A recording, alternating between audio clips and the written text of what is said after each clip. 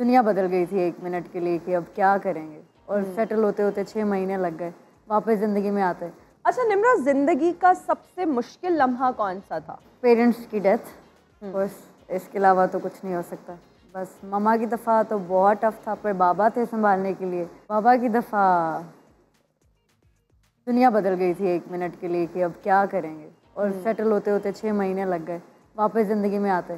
तो ये 2 लम्हे थे जो बहुत। और आप इकलौती बहन हैं? मेरा एक भाई है, मैं एक बहन एक भाई, हम लोग तो ना, तो वो बस हम दोनों ही हैं, और अभी हम दोनों ही चीज़ों को लेके चल रहे होते हैं। तो आप तो इतनी यंग डेथ हुई है पेरेंट्स की। मम्मा वाज लाइक 46 और बाबा 49। मम्मा को कैंसर था और बाबा को सडन हार्ट अटैक हुआ था। ये बड़ा जालिम लॉस होता है, ये किसी भी एज पे बड़ा जालिम लॉस है पेरेंट्स का जाना ना, इसलिए कि वो ये एक तरह से सेल्फलेस दवाएं जो हैं यही देते हैं और कोई इंटरेस्ट नहीं होता इनका। बाबा हर चीज़ हैंडल करते थे, हमें तो कुछ पता ही नहीं होता था।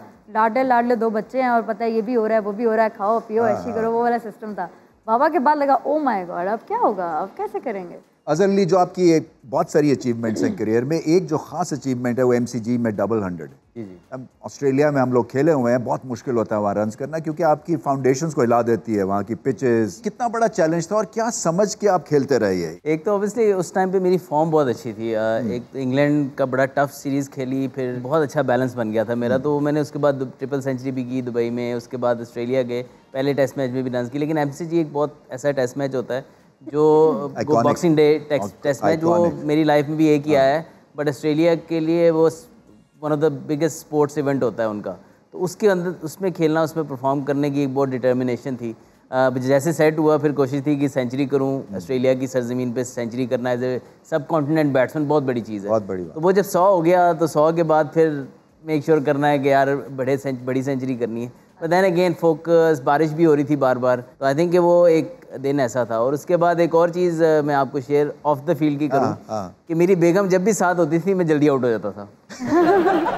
नेचुरली ऐसा होता था कि जैसे ही वो आती तो मैं स्कोर नहीं करता था। उसके बाद ये मिसबा भाई ने ना मजाक बनाया हुआ था मेरा कि यार बीवी आंधी है तो फिर अंडे काटना।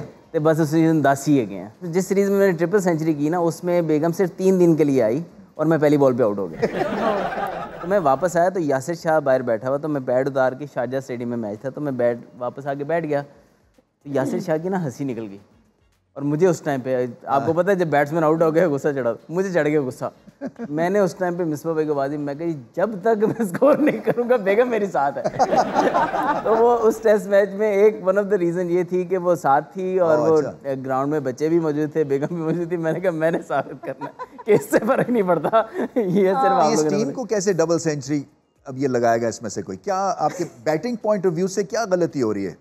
आई थिंक मिक्स हुए बिटवीन एग्रेशन एंड उनको समझ नहीं आ रही, इन बिटवीन फंसे हुए, ना पूरा एग्रेसिव खेल रहे हैं ना वो टेक्निकली करेक्ट खेल रहे हैं, घास वाले विकेट पे दूर दूर बॉल के सिर्फ बैट बाहर जा रहा है। तो आई थिंक कि जब तक आपकी स्किल उस तरह ना चली जाए ना, तो बहुत ज़्यादा फॉलो नहीं करना चाहिए कि बाकी टीमें क्या कर रही हैं। आपकी जो स्ट्रेंथ है उसमें बेहतरी लेके आएँ, एक तरीके से बैटिंग करें, कंफ्यूज ना हो।